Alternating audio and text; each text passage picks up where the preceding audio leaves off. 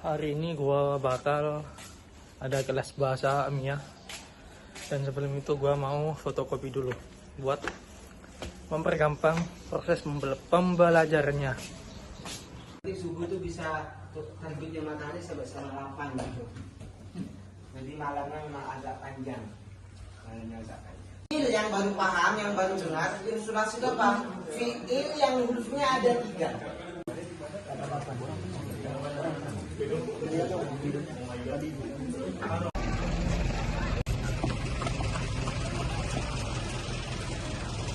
Oke guys, kita beli ayam. Ini roti ya? Kubus roti. Ya dia kayak gini bentukannya.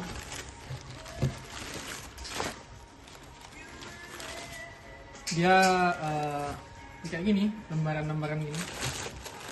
Ini roti, kentang sama ayam.